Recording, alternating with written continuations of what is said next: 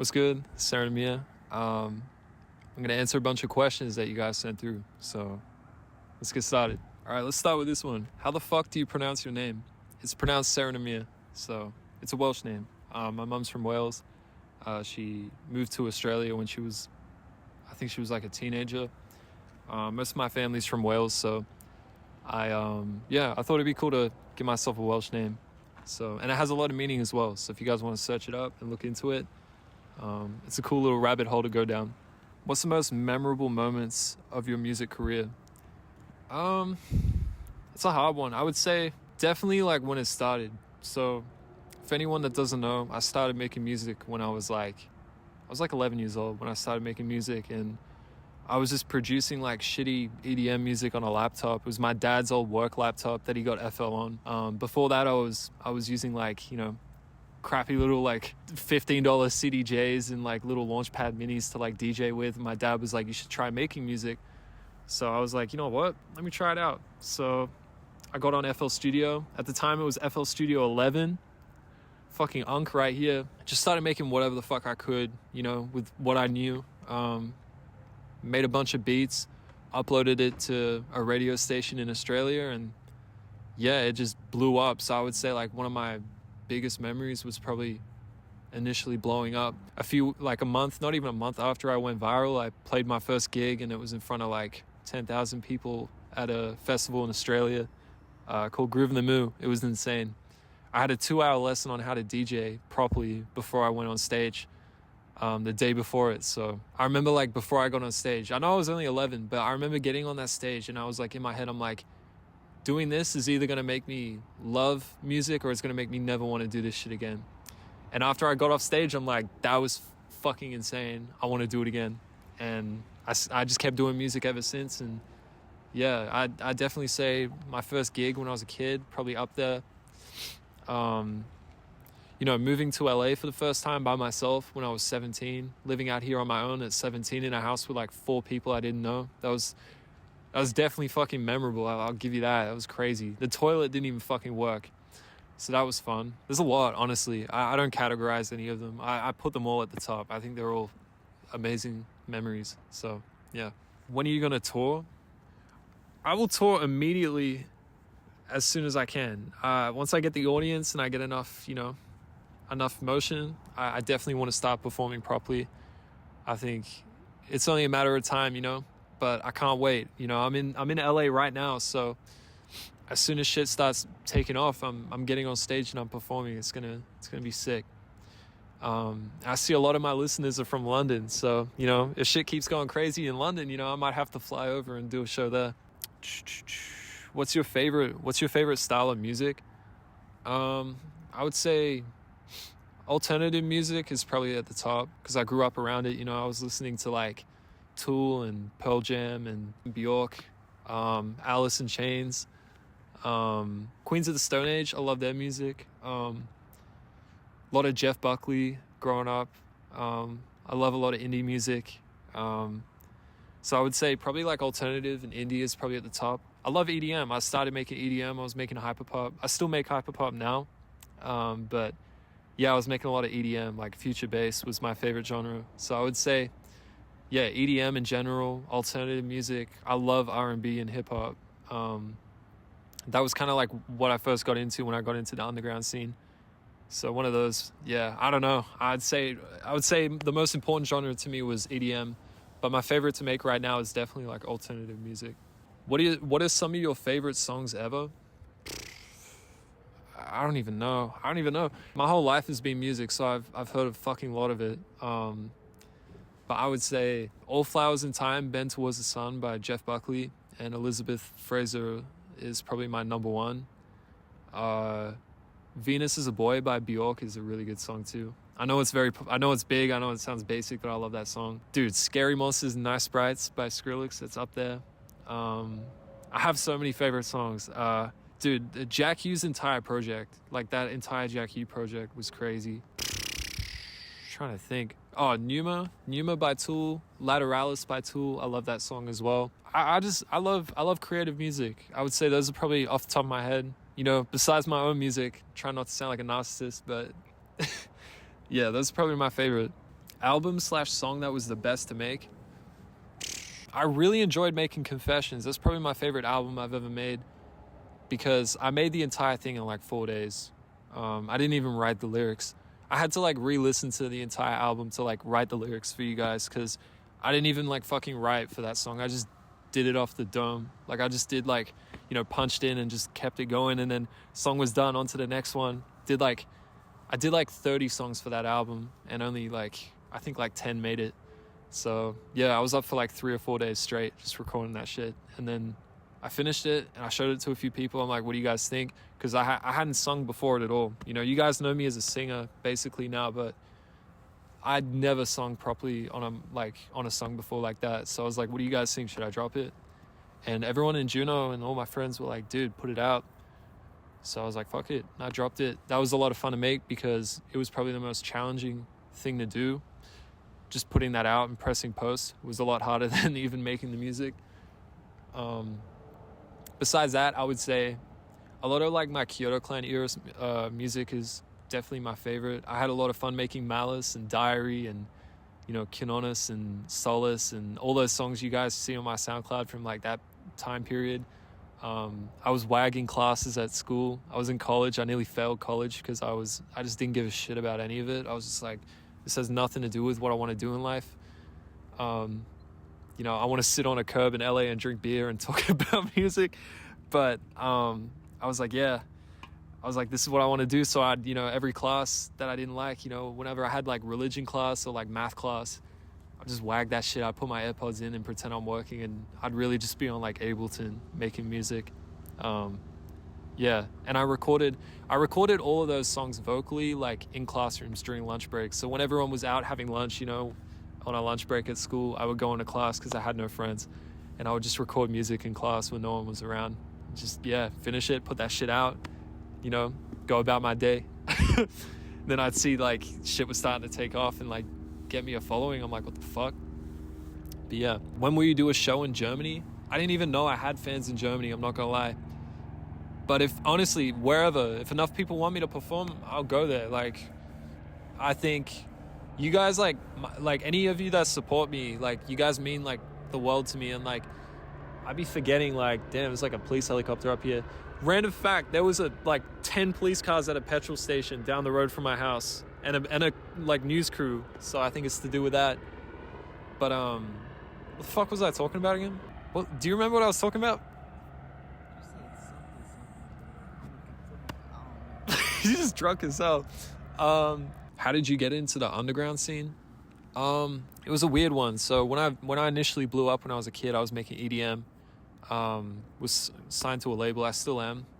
But at the time, I was doing a lot of EDM music. I was producing like, you know, electronic beats for like singers, doing remixes for pop songs and stuff. And it was cool and all. But I remember in like high school, I was just obsessed with like the underground scene. You know, I loved X's music. I love Bones. I love Xavier Wolf. I loved all that shit. I love like, you know, Devon Hendricks and JPEG Mafia. Like I grew up on Space Ghost Perp like as a teenager, and I was like, this shit is so cool. And I was like looking at my EDM and my like remixes, and I'm like, man, I want to like try that stuff. Like I was like, this shit is so cool. So I went down a whole rabbit hole, and yeah, that's how I met everybody in Juneau. That's basically how that came about. I met Zen in the underground scene like nearly 5 years ago. Like when I started out, I used to be in a collective with Cash Paint and a few other people, and it was a collective called Rated R. It was with a bunch of people, a bunch of crazy fucking artists. That was so good, but it ended up falling through, and yeah, I just went about my way. And you know, Zen was originally supposed to be in that collective, but we ended up working together, and then we got added into a different collective called Allura. It's a long ass story. The lore is crazy. The iceberg will just go forever. Honestly, there's so much shit. Visage Blue was like a fan of my music originally, and then like he showed me his stuff, and I'm like, dude, you're fucking insane. And I showed it to Zen. I'm like, he needs to be in the collective in Juneau. So then yeah, we added him, and then like what was it, like 2 years later, like I think 2 years later we met Lifeless, and Zen was showing me Lifeless's music, and I was like, this guy's like fucking insane. And he's so young, and he's like already like probably even better than me, bro. Like I was like, what the fuck? It's like he needs to be in the group. So I was like, yeah, bro, let's add him. Like, I was like, let's do it. And then that's basically how it got to where it is now. Crazy whirlwind. That's basically how I got into underground and how I'm here. I think, you know, I'm part of history, really. Like, and I think everybody watching this is part of it too. You know, you guys are witnessing like some crazy shit that is about to just fucking like explode. Like, it's gonna implode and then poof, it's gonna be like a fucking big bang. A random fact that nobody would expect about you. Okay, random lore drop. My auntie was an actor. She was in the Star Wars movies, and she was in Mad Max, and she was in The Matrix. If you guys want to search her up, she played a character called Slimer in Star Wars. She's the bold chick next to Palpatine with the blue horn guy. That's my auntie. And then my cousin is Beatrix Potter. She made the Peter Rabbit series. So got a lot of eccentric artists in the family, which is really cool. Most embarrassing thing that's ever happened to you. I've done some dumb shit in my life, but I would say like the most embarrassing thing that's ever happened to me. What was up there was like, I remember like I was supposed to play a festival, and I really needed to take a shit, and I was like 13, and I was playing like probably my third or fourth ever show, and I was DJing, and I needed to go to the bathroom. I'm like, I gotta take a shit really bad. I turned around to my dad because he was the only person with me at the time because I was a kid. I turned around to my dad. I'm like, I gotta take a shit. My dad's like, you're gonna get up in like 2 minutes, like 2 or 3 minutes. Like you gotta stay here. Like you can't go off to the bathroom right now. I'm like, I'm not gonna lie. If I jump once on that stage, I'm shitting my pants. I gotta use the bathroom. He's like, fuck, all right, give me your AAA pass. Like, give me your backstage pass and just run to the bathroom. So I'm like, all right, bet. So I give my dad my backstage pass, which was really fucking stupid in hindsight. I give my dad my backstage pass. I run to the bathroom, and as I'm running to the bathroom, aka, you know, portable toilets, disgusting. I was running to this portable toilet, and I'm like running, like sprinting to be as quick as I can. And as I'm running, in the corner of my eye, I'm like seeing police officers like enter my peripheral vision. I'm like, in my head, I'm like, you know, that couldn't be me. I'm like, why would they run at me? Like, I'm just going to the bathroom. And then as I'm about to reach the bathroom, this woman just like tackles me onto the ground and just puts me into a fucking headlock or something. And I was like face down on the fucking like grass, and they were like leaning on me, and like they were like, you can't be jumping the fence, like blah blah blah, like what the fuck do you think you're doing? I'm like, I'm not jumping the fence, I'm performing. They're like, yeah, sure, you're a fucking kid, like yeah, sure, you're on stage. And I'm like, I'm on stage, and they're like, where's your pass? And I'm like, oh, because I gave it to my dad. And then they picked me up, literally fucking carried me over their shoulder. This woman picked me up, put me on her fucking shoulder, and carried me through the crowd of all these artists that I looked up to, all these artists that I idolized. I'm like, damn, I'm at the same festival as these people. You know, Dylan Francis, R.L. Grime, all these big EDM artists at the time. I'm like getting carried on this fucking police officer's like shoulder, like the fucking Shrek movie, you know, where like Shrek has the princess. This woman's carrying me to the tent, and I'm just like, I like don't even want to open my eyes. I'm like, this is the most embarrassing shit that's ever happened. I get put down in the police tent, and I have to convince them that I'm supposed to perform. My phone's on like 1%. I convince them to let me call my dad. My dad shows up, shows them the pass. They let me go. I do the set. I kill it. I don't shit my pants, which was really good. I get off the stage, and that same woman walks up to me, and she's like, oh, like, good job. Like, that was so amazing, blah, blah, blah. And I'm like, get the fuck out of my face before I shit myself. Like, get out of my face. I'm like so mad.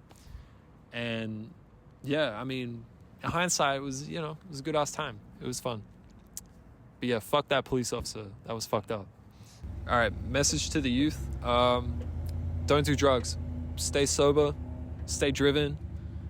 And, you know, life's too short to give a shit about what other people are going to think of you. Don't worry about how people perceive you. People are going to hate regardless. Everything's corny until it blows up. So just be yourself. I'm saying the same shit that everyone says. I know you've probably heard this 100 times, but you're hearing it again for a reason, because it's true. So be yourself. If I didn't just be myself and did what the fuck I wanted with my art, I wouldn't be here. I'd be back in Australia, probably working in a kitchen, cleaning dishes for a living or something. Like, just do you and you know, have fun. Don't take life. You know what? I want to say another thing to these young kids. I want to say one more thing. you guys take life way too serious. You guys got to stop being so like fucking serious about life. Like, it's not that deep. Like, yeah, we're in an infinite universe and we're a collective consciousness experiencing reality through different perceptions simultaneously. And we don't even know what God is, because everything is just unfathomably complex and infinite. But like, fuck it. Like, who cares? Like, yeah, you're never going to understand why you're here. You're never going to understand the universe. You're never going to understand what's real and what's not. You know, you're going to go through moments in your life when you get way too into religion or you get way too into spirituality and you start losing your fucking mind. It's going to happen to every single one of you that delve into that shit. I promise it. But, you know, I can tell you one thing. Every single one of you that come out of it in a positive light are going to realize that shit really didn't matter. Like, it's not that deep. The meaning of life is just fucking enjoy it, bro. Because at the end of the day, like, okay, let's say like all this like shit is real, you know, like religion is real or the spiritual shit is real, like, you know, there is an afterlife. Okay, then enjoy your life. Fuck it. And it's like, if it's not real, do the same thing. Enjoy your life, because it's all you got. At the end of the day, the conclusion is the same shit. Enjoy your life. So just enjoy your life and stop overthinking shit. It's not that deep. Where do you see yourself in 10 years? In 10 years, I just want to see myself just enjoying shit. Like, simple as that. Not falling into a dark mental headspace and tweaking out.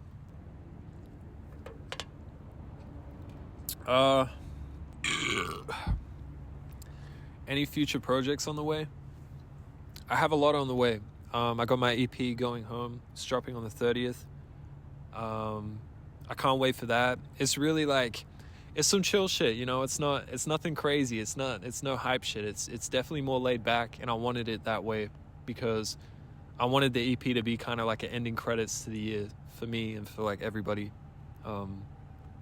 that's like going through anything.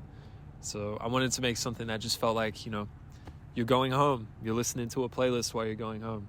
That's what I wanted to make. So I'm excited for that. You know, I'm working on a cartoon. It's called Cosmic College.